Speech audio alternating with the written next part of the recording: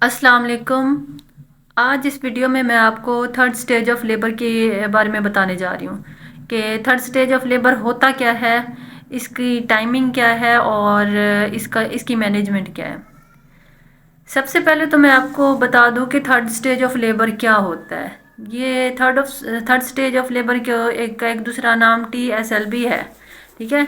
और इसका abbreviation third stage of labour है। इसका ये होता है कि डिलीवरी के बाद, बच्चे के आउट होने के बाद और प्लेसेंटा के आउट होने के बाद जो दौरानिया होता है, उसके दरमियान का जो दौरानिया होता है उसको हम थर्ड स्टेज ऑफ लेबर कहते हैं, ठीक है।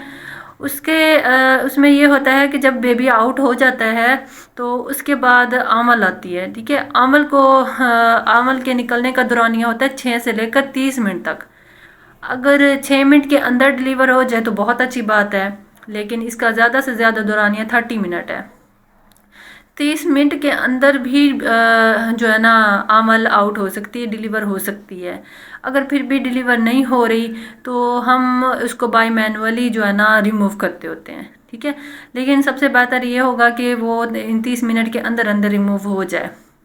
इसमें क्या होता है कि हम प्लेसेंटा को आउट करने का क्या तरीका होता है। प्लेसेंटा को आउट करने का ये तरीका है कि हम इसको आउट करने के लिए एक मेथड यूज़ करते हैं। जो होती है आर्टरी फोर्सेप होती है या कॉर्ड क्लैंप होता है, उसके साथ हम जो कॉर्ड होता है उसको हमने कैप्चर किया हुआ होता है, उसको हम ना थोड़ा मूव करके वेजाइना के थ्रू उसको ऊपर नीचे मूव करते हैं और बाहर की तरफ उसको ट्रैक करते हैं, ट्रैक्शन देते हैं, और ऊपर से ना पेट फंडस के ज़रिए उसकी ना मसाज करते हैं, ठीक है। और इससे जो है ना प्लेसेंटा आराम से आउट हो जाता है। अगर फिर भी नहीं होता, पेशेंट को थोड़ा हम कहते हैं कि आप खांसी करो या लंबे लंबे सांस लो, तो इस तरीके से प्लेसेंटा आउट हो जाता है।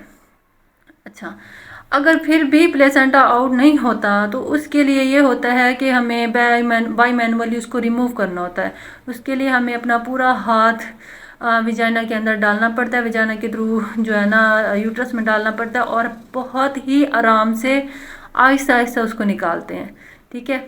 जब प्लेसेंटा आउट हो जाता है, और हाँ, इस बात का ख़ास ख्याल रखें कि प्लेसेंटा आउट होने के बाद देखें कि प्लेसेंटा के सारे लोब्स बाहर निकल आए हैं कि नहीं आए, ठीक है। जब निकल आए तो ठीक है, नहीं निकले तो आप उसको ग्लव्स चेंज करके स्टीराइल मेथड के ज़रिए उसको अंदर से उसकी सफाई करें, यूट्रस को बिल्कुल साफ़ कर दें, ठीक है। जैसे ही प्लेसेंटा आउट हो जाए उसके बाद आपने पेशेंट को 20 यूनिट सिंटो IV डायरेक्ट दे देने हैं, और उसके बाद जो ड्रिप होगी रिंगर की लगी हुई उसमें ऑलरेडी 10 यूनिट सिंटो इंक्लूड होता है, डाला हुआ होता है हमने पहले, और उसके बाद 30 यूनिट फिर डाल दें। 40 यूनिट की ड्रिप चलेगी।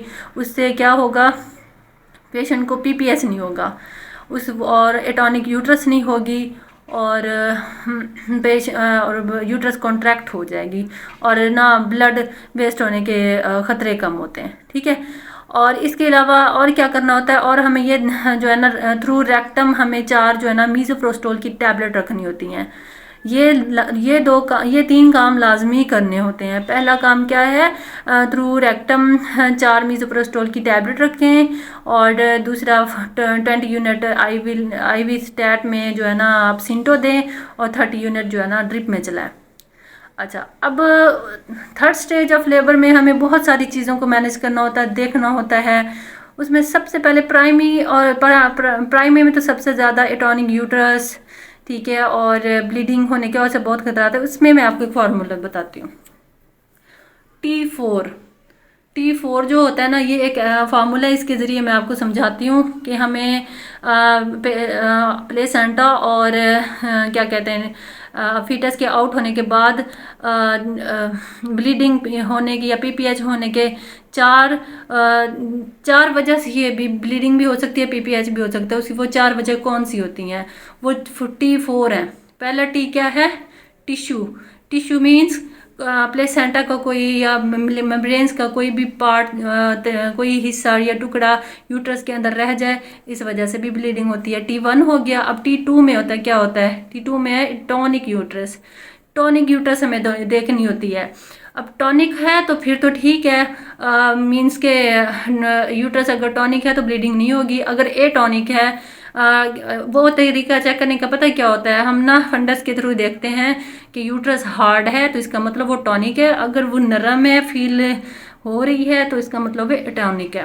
उसके लिए हमें क्या करना होता है, पेशेंट को दोबारा आईवी स्टैट जो है ना सिंटो कुछ देने पड़ते हैं, ड्रिप में चलाने पड़ते हैं, और अगर फिर भी नहीं होती तो वक्फे वक्फे से 20 यूनिट हमें उसको आईवी स्टैट में यूनिट देने होते हैं। और इसकी बहुत सारी मैनेजमेंट है जो हाई लेवल की हैं, ठीक है। छोटे लेवल पे हम इतना ही कर सकते हैं। ये T2 हो गया। अब T3 क्या है, टीयर की वजह से भी ब्लीडिंग हो सकती है। सबसे पहले आप देखेंगे कि सर्वाइकल टीयर तो नहीं आया। सर्वाइकल टीयर देखने के लिए स्पंज होल्डर और कॉटरी क्लैम्प से हमें यूट्रस को सर्विक्स को बाहर निकालना पड़ता है। उसमें देखना पड़ता है कि कोई टीयर तो नहीं आया। टीयर को देख के उसको स्टिच करना पड़ता है। उसके बाद हमें विजाइना के टीयर्स देखने पड़ते हैं कि विजाइना पे तो टीयर नहीं आए, अगर वो आए हैं तो उसको भी आप स्टिच करें, ठीक है। ये T3 हो गया। अब T4 क्या है, थ्रम्बोसाइटोपिनिया। थ्रम्बोसाइटोपिनिया एक बहुत ही रेयर केस है। इसमें ये बहुत कम पेशेंट को ऐसा होता है, लेकिन इसमें क्या होता है, इसमें जो है ना पेशेंट के ब्लड में ना प्लेटलेट्स कम होते हैं, जिसकी वजह से ब्लड की जो है ना जमने का टाइम वो कम होता है। उसमें ना ब्लड जमता ही नहीं और ब्लीडिंग होती रहती है, पेशेंट को होती रहती है। चलें जी, ये T4 थे जिसमें हमें देखना था कि ब्लीडिंग किस वजह से होती है और इसमें क्या क्या हमें करना चाहिए, और इसकी ये मैनेजमेंट है, ठीक है। उसके बाद पेशेंट को आप अच्छे से कवर करें, उसको नीट करें क्लीन करें, और आप आयोडीन वाले स्वैब बना के आप उसका विजाइनल एरिया साफ़ करें, ठीक है। पेशेंट को एंटीबायोटिक दें, उसका ख्याल रखें, और अगले 24 घंटे के अंदर भी आप देखें कि कोई प्राइमरी PPH तो नहीं आ रहा। उसमें तो यही होगा ना कि या तो एटॉनिक यूट्रस होगी, इसमें ज़्यादातर प्राइमरी PPH में यही होता है, थ्रम्बोसाइटोपिनिया होता है। बाकी टीयर और टिश्यू तो हम उसी वक्त देख लेते हैं कि ऐसा कुछ है तो हम उसको उसी वक्त डील कर लेते हैं। और दूसरा आता है सेकेंडरी बाद में होता है, ये बहुत ही कम होता है, ठीक है।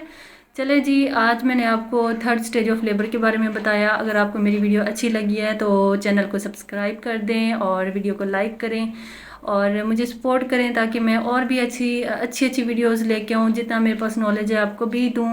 तो इंशाल्लाह मिलते हैं नेक्स्ट वीडियो में।